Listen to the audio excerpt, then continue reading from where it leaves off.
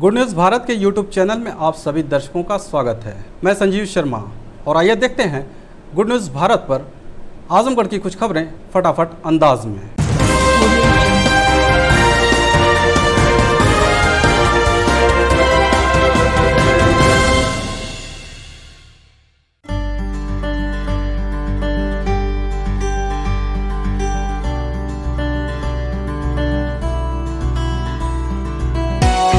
We have wings, we can fly, look at the world in the eye. We have a heart that is kind and a wise open mind. We have hope, we have love, we can rise up above.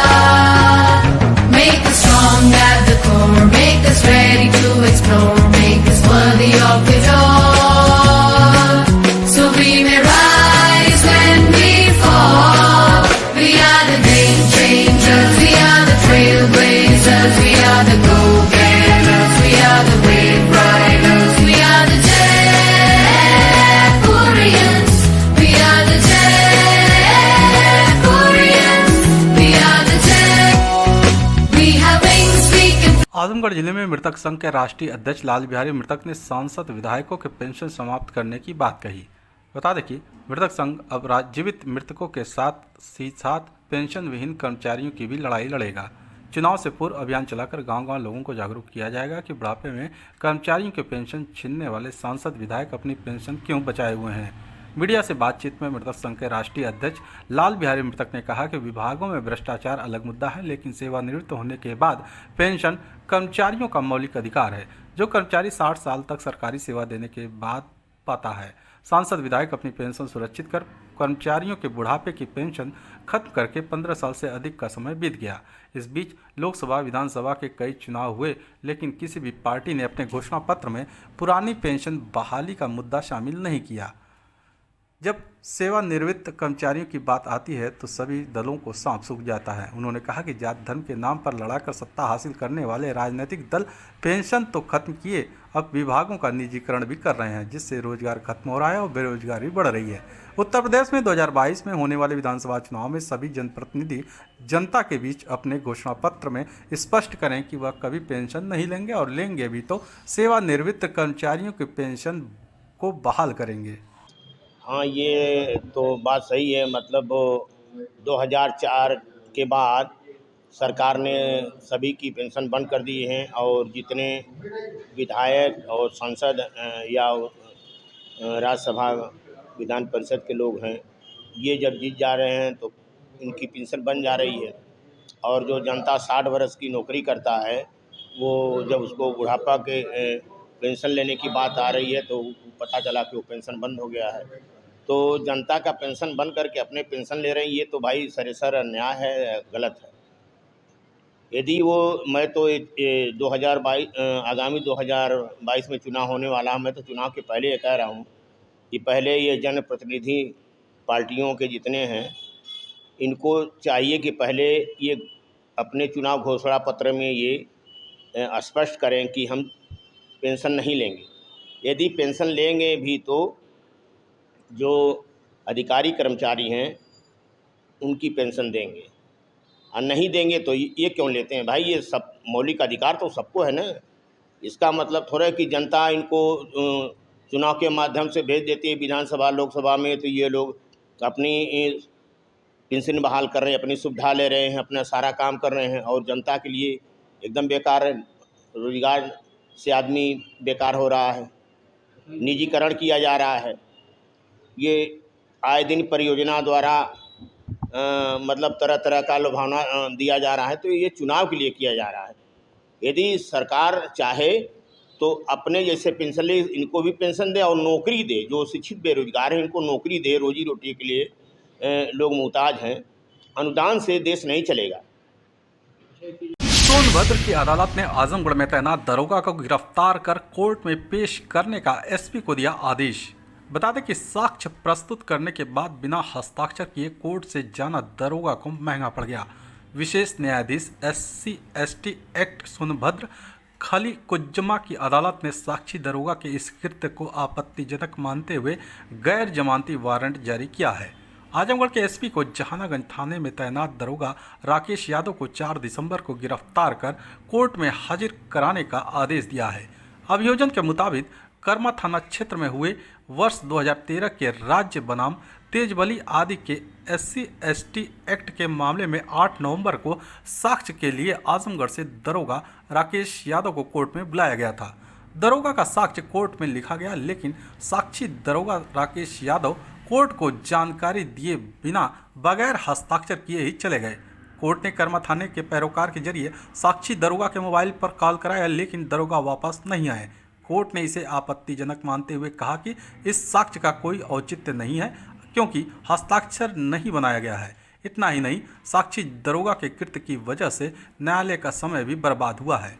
इसे गंभीर अपराध मानते हुए court ने साक्षी दरोगा के विरुद्ध गैर जमानती वारंट जारी किया है। इतना ही नहीं, आजमगढ़ एसपी अनुराग आर्य को तामीला करवाकर साक्षी दरोगा राकेश यादव को गिरफ्तार कर आगामी 4 दिसंबर को न्यायालय के समक्ष पेश करने का आदेश दिया है। आजमगढ़ जिले के गांधी प्रतिमा के पास शहर युवा कांग्रेस ने सरकार की बुद्धि शुद्धि के लिए किया यज्ञ व हवन पूजन। इस दौरान NSUI के अध्यक्ष विशाल दुबे ने कहा कि आजमगढ़ के सामाजिक संगठनों में आजमगढ़ की जनता के संघर्षों की बदौलत आज आजमगढ़ में विश्वविद्यालय का शिलान्यास हो रहा है। इसके लिए आजमगढ़ की जनता और आजमगढ़ के सभी सामाजिक संगठनों को कांग्रेस पार्टी की तरफ से बधाई। अभी उत्तर प्रदेश की जनता ने कोरोना काल से लेकर अब तक जो भयावह मंजर देखा है, अभी लोग उससे उभर भी नहीं पाए कि जनता महंगाई, बेरोजगारी, भ्रष्टाचार, अपराधों के बेतहाशा विरुद्ध से तबाह है। ऐसे में सरकारी तंत्र और धन का दुरुपयोग कर शिलान्यास के नाम पर ऐसे जलसे का आयोजन कहीं उचित नहीं है। यह सादगीपूर्ण तरीके से भी किया जा सकता था। जनता का शोषण कर किसी भी तरीके के ऐसे आयोजन कार्यक्रम का कांग्रेस पार्टी समर्थन नहीं करती। ऐसे में सरकार द्वारा आम जनता की पीड़ा दूर करने पर जो पैसा खर्च करना चाहिए, उसे शिलान्यास के नाम पर बीजेपी का चेहरा चमकाने के लिए ऐसे जलसे का आयोजन किया जा रहा है। इंटर तक के विद्यालयों को बंद कर छात्रों का नुकसान किया गया। ग्राम प्रधानों, बस संचालकों सहित कार्यक्रम के लिए तमाम लोगों का शोषण किया गया। सरकार जनता के असल मुद्दों महंगाई, बेरोजगारी पर बात नहीं करती, इसलिए सरकार की बुद्धि शुद्धि के लिए बुद्धि शुद्धि यज्ञ का आयोजन किया गया है।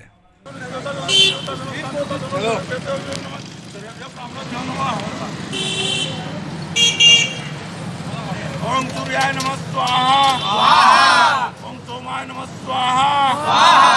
आजमगढ़ में विश्वविद्यालय शिलान्यास के लिए लोक जनशक्ति पार्टी पिछड़ा एवं अति पिछड़ा वर्ग प्रकोष्ठ के प्रदेश अध्यक्ष CM को दी बधाई। लोक जनशक्ति पार्टी पिछड़ा एवं अति पिछड़ा वर्ग प्रकोष्ठ के प्रदेश अध्यक्ष श्री मोहन शिल्पकार ने अपने सहयोगियों के साथ आजमगढ़ में देश के गृह मंत्री अमित शाह के प्रथम आगमन पर और आजमगढ़ को विकसित करने के पथ पर आगे बढ़ाने एवं शिक्षा के अलंकार का मंदिर विश्वविद्यालय की स्थापना शिलान्यास करने के राज्य सरकार ने पहल को काबिल तारीफ बताते हुए CM को बधाई दी व धन्यवाद ज्ञापित किया। उन्होंने कहा कि उत्तर प्रदेश के मुख्यमंत्री योगी आदित्यनाथ विकास पुरुष हैं। उनके द्वारा पूर्वांचल की धरती आजमगढ़ को गौरवान्वित करने का प्रयास किया है। श्री मोहन शिल्पकार ने कहा कि सामाजिक पहल में यह सरकार उन वर्गों को हक अधिकार की बात किया है जो देश की आज़ादी के बाद अपने अधिकारों से वंचित है। अति पिछड़ा वर्ग जो खासकर रहता है, वह कहीं न कहीं किसी न किसी जगह पर अपने को जनप्रतिनिधि के रूप में तत्पर होकर अपनी भूमिका निभा रहा है। हमारे नेता स्वर्गीय रामविलास पासवान जी के नेतृत्व वाली सरकार वंचित शोषितों वर्गों की हित की सरकार है, जो आज निरंतर ही समाज में जातिगत व्यवस्था को समाप्त करने का प्रयास कर रही है और वह सफल भी रहेगा, ताकि भारत के संविधान के अनुरूप भारत का निर्माण हो। इसलिए पुनः सरकार उत्तर प्रदेश में लोक जनशक्ति पार्टी के सहयोग की बनेगी, ताकि कमजोर वर्गों की ताकत मजबूत हो। आजमगढ़ के इस पावन धरती पर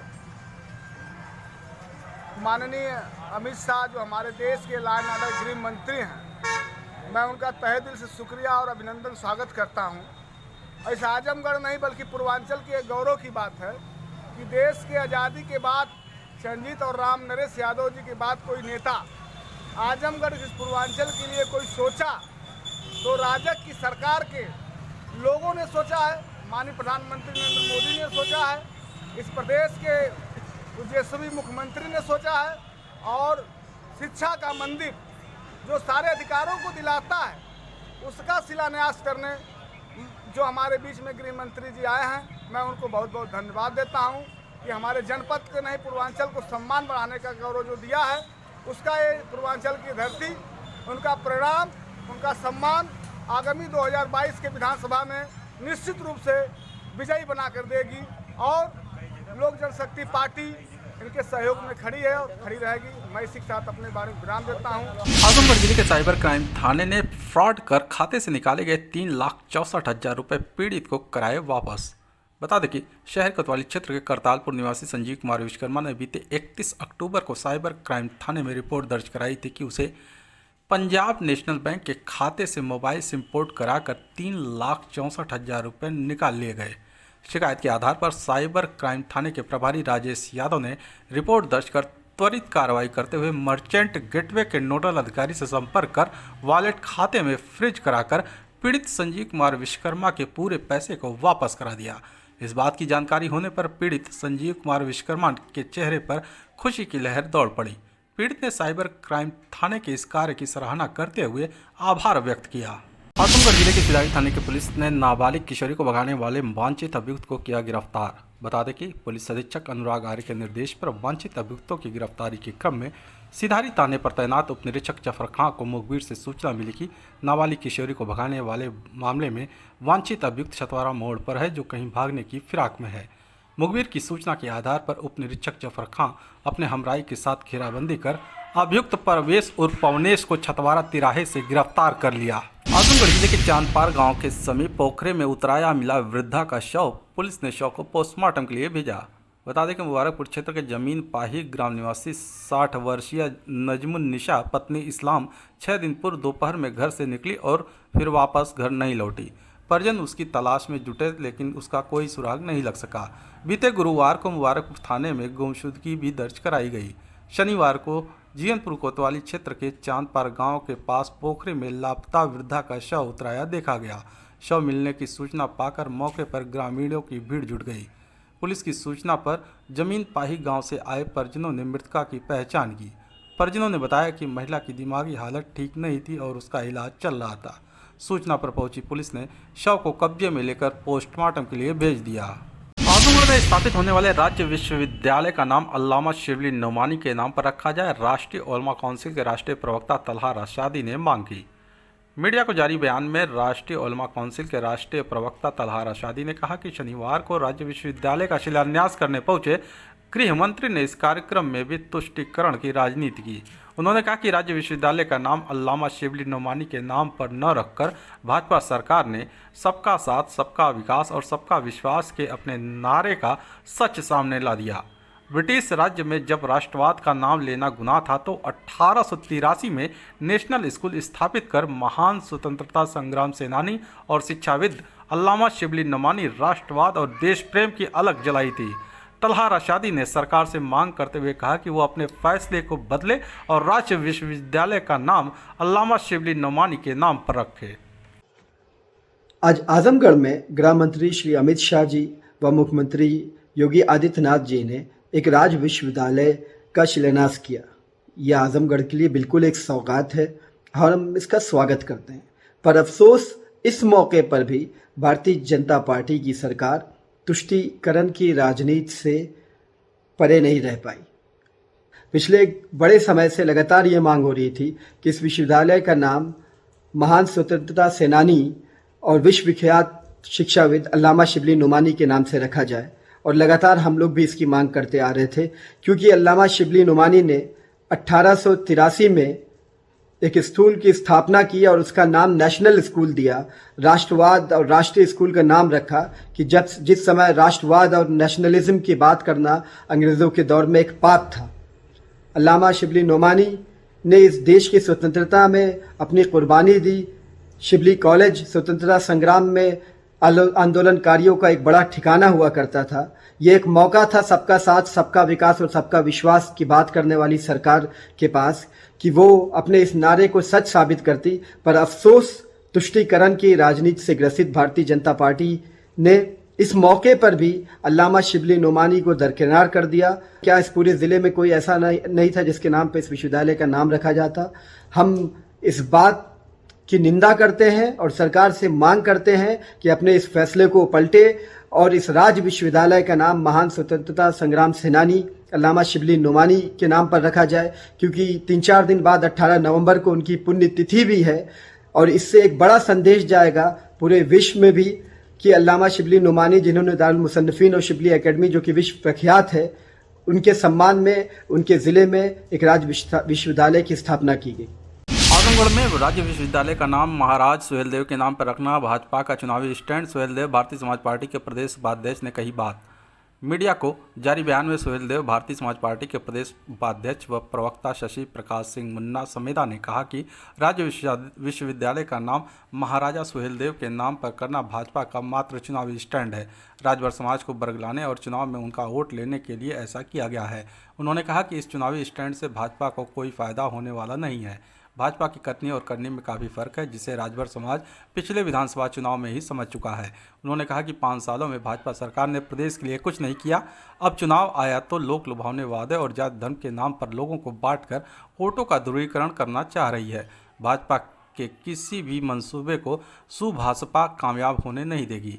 समाज के साथ हुए सौतेले व्यवहार को जन जन के बीच जाकर बताएगी। उन्होंने कहा कि सुभाजपा के राष्ट्रीय अध्यक्ष ओम प्रकाश राजभर की यह पुरानी मांग थी कि आजमगढ़ में विश्वविद्यालय बने और इसका नाम महाराज सुहेलदेव विश्वविद्यालय रखा जाए। राष्ट्रीय अध्यक्ष ने जिले में चल रहे विश्वविद्यालय अभियान का समर्थन करते हुए ज्ञापन भी भेजा था। आजमगढ़ विश्वविद्यालय को लेकर जिस तरह से भाजपा राजनीति कर रही है और आज अमित शाह जी योगी जी का जो बयान आया है महाराजा सुहेलदेव जी के नाम पर विश्वविद्यालय का नामकरण की बात आई है, ये सीधे सीधे कहीं न कहीं राजनीति वर्तमान चुनाव को देखते हुए इस तरह से उन्होंने किया है। यह मांग बहुत पहले हमारे नेता माननीय श्री ओम प्रकाश राजभर जी जब धरना चल रहा था आजमगढ़ में, आज के 3 साल पहले वर्तमान सरकार में कैबिनेट मंत्री थे, उस समय उन्होंने विधानसभा में भी उठाई थी और हमारे अनुरोध पे राज्यपाल और मुख्यमंत्री को उन्होंने लेटर भी लिखा था। आजमगढ़ जिले के छतवारा गांव में मोबाइल पटकने को लेकर मारपीट, सास बहू घायल, जिला अस्पताल में भर्ती। बता दें कि सिदारी थाना क्षेत्र के छतवारा गांव निवासी 45 वर्षीय बासमती सोनकर पत्नी हरिलाल का गांव में विपक्षी से पुरानी रंजिश चली आ रही है। विपक्षी की पुत्री ने शुक्रवार को बात करने के लिए मोबाइल मांगा और जमीन पर पटक कर मोबाइल को तोड़ दिया। बासमती सोनकर इसी बात को पूछने गई तो विपक्षियों ने लाठी डंडे से पिटाई शुरू कर दी। बहू चंदा सोनकर बचाने के लिए दौड़ी तो उसे भी मार पीट कर घायल कर दिया, जिन्हें जिला अस्पताल में इलाज के लिए भर्ती कराया गया है। यहाँ इलाज कर रहे सर्जन डॉक्टर अभिषेक सिंह ने सास बासमती सोनकर की हालत गंभीर बताई है। आजमगढ़ जिले के 3 थाना क्षेत्रों में हुए हादसों में 1 की मौत, 3 घायल, 1 गंभीर रेफर। बता दें कि अतरौलिया थाना क्षेत्र के घनघटा गांव निवासी 63 वर्षीय लालसा दास शुक्रवार की शाम मोहनगंज चौराहे पर दाढ़ी बनवाने के लिए गए थे। सड़क पार कर रहे थे कि बूढ़नपुर की तरफ से आ रही तेज रफ्तार बाइक की चपेट में आ गए। जब तक स्थानीय लोग एकत्र होते कि बाइक सहित चालक फरार हो गया। स्थानीय लोगों ने उन्हें रानीपुर CHC में भर्ती कराया, जहां इलाज के कुछ ही देर बाद उनकी मौत हो गई। मौके पर पहुंची पुलिस ने शव को पोस्टमार्टम के लिए भेज दिया। इसी थाना क्षेत्र के मलिकपुरवा गांव निवासी 55 वर्षीय त्रिभुवन शुक्रवार की शाम को बाइक से रिश्तेदारी में गए थे, जहां से देर रात घर लौट रहे थे कि अतरौलिया थाना क्षेत्र के अंतर्गत सिकंदरपुर के पास अज्ञात वाहन ने टक्कर मार दी, जिससे वे घायल हो गए। लोगों ने उन्हें सौशैया अस्पताल में भर्ती कराया, जहां से डॉक्टरों ने हालत गंभीर देखते हुए हायर सेंटर के लिए रेफर कर दिया। दूसरी तरफ जीयनपुर कोतवाली क्षेत्र के बरमौली गांव निवासी 40 वर्षीय कमलेश शुक्रवार की शाम को बाइक से बाजार से घर लौट रहे थे कि जीयनपुर बाजार में ही सामने से आ रही दूसरी बाइक से जोरदार टक्कर हो गई, जिसमें वह गंभीर रूप से घायल हो गए। तो वहीं महाराजगंज थाना क्षेत्र के सरदहा गांव निवासी 23 वर्षीय मोनू बाइक से दवा लेकर घर लौट रहे थे कि महाराजगंज थाना क्षेत्र के भैरव बाबा मंदिर के पास 4 पहिया वाहन ने टक्कर मार दिया, जिससे वे घायल हो गए। CHC में भर्ती कराया गया, जहां डॉक्टर ने हालत गंभीर देखते हुए जिला अस्पताल के लिए रेफर कर दिया। आजमगढ़ जिले के नेवादा गांव में महिला ने विषाक्त पदार्थ का किया सेवन, जिला अस्पताल में भर्ती। बता दें कि तहबरपुर थाना क्षेत्र के नेवादा गांव निवासी 32 वर्षीय अनीता शुक्रवार की रात घर में अचेत पड़ी थी। परिजनों की नजर पड़ी तो उसे आनंद फानंद में जिला अस्पताल में भर्ती कराया। आपातकालीन कक्ष में तैनात डॉक्टर एसराज ने विषाक्त पदार्थ खाने की आशंका जताते हुए इलाज शुरू किया। उन्होंने यह भी बताया कि महिला की हालत अभी खतरे से बाहर नहीं है। पति बलवंत ने बताया कि शाम को परिवार में किसी बात को लेकर मनमुटाव हुआ था, लेकिन ऐसा आत्मघाती कदम उठाएगी किसी को विश्वास नहीं था। फिलहाल उसका इलाज जारी है। खबरों में हो चला है एक छोटा सा ब्रेक। आप देखते रहिए good news Bharat.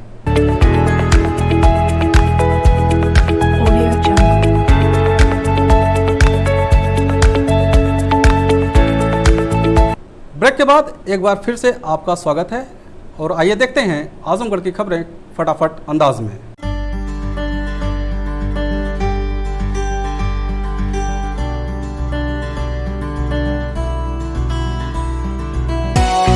We have wings, we can fly, look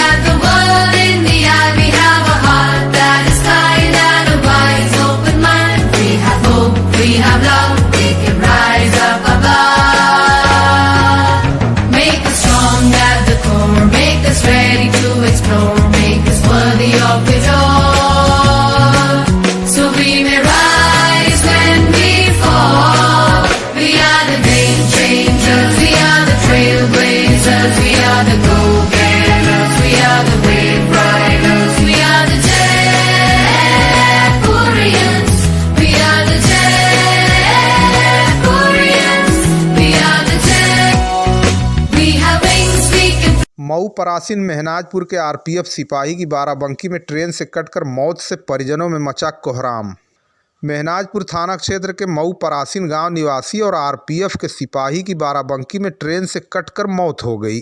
वर्तमान समय में उनकी तैनाती बाराबंकी के बुढ़वल स्टेशन पर थी। मौत की सूचना मिलने पर सिपाही के घर कोहराम मच गया।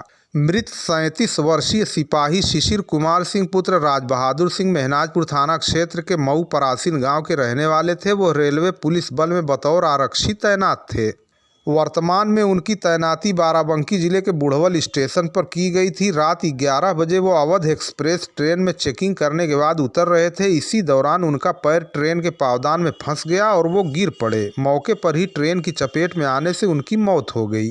मृतक एक पुत्र के पिता थे। घटना की सूचना घर पहुंचते ही परिजनों में पूरी तरह कोहराम मच गया। पत्नी ऋचा सिंह और मां निशा सिंह का रो रो कर बुरा हाल हो गया है। मां भद्रकाली मंदिर खुम्भा देवरी पर आज शनिवार को अखंड रामायण पाठ के समापन के साथ विशाल भंडारे का आयोजन किया गया। कार्यक्रम के संयोजक खुम्भा देवरी निवासी अफ्रीका घाना में वाइस प्रेसिडेंट के पद पर कार्यरत संतोष सिंह, भूपेंद्र सिंह, रमाशंकर सिंह, मधुसूदन सिंह आदि ने कन्या पूजन वृद्ध पूजन कार्यक्रम संपन्न कराया। इसमें 80 वर्ष के ऊपर के वृद्धों को अंग वस्त्र तथा प्रतीक चिन्ह देकर सम्मानित किया गया। इसके बाद विशाल भंडारे का आयोजन हुआ। इसमें साधु संतों के अतिरिक्त क्षेत्र के बड़ी संख्या में लोगों ने प्रसाद ग्रहण किया। संतोष सिंह प्रतिवर्ष अफ्रीका घाना से अपने गांव इसी महीने में आते हैं और मां भद्रकाली पर चरण पादुका पूजन, परिक्रमा, भंडारा, कन्या पूजन आदि विविध पूजन का कार्यक्रम आयोजित कराते हैं। गांव की मिट्टी से उनका बहुत लगाव है और वह मानते हैं कि इसी मिट्टी से मुझे आगे बढ़ने की प्रेरणा मिली है। देवराहा बाबा के परम शिष्य महंत राम अखंड दास जी ने कन्या पूजन, वृद्ध पूजन तथा भंडारे में उपस्थित सभी लोगों को आशीर्वाद प्रदान किया तथा जीवन में त्याग, तपस्या, समर्पण के भाव पर विशेष बल दिया। उन्होंने कहा, जीवन त्याग और तपस्या से ही फलता फूलता है। वृद्धों की सेवा ईश्वर की सेवा है। इस मौके पर पूर्व प्रधानाचार्य ओम प्रकाश सिंह, प्रेमनाथ सिंह, भूप नारायण सिंह, अनिल सिंह, अखिलेश सिंह, विवेकानंद सिंह, पद्मनाथ सिंह आदि क्षेत्र के बड़ी संख्या में लोगों ने उपरोक्त कार्यक्रम में भाग लिया।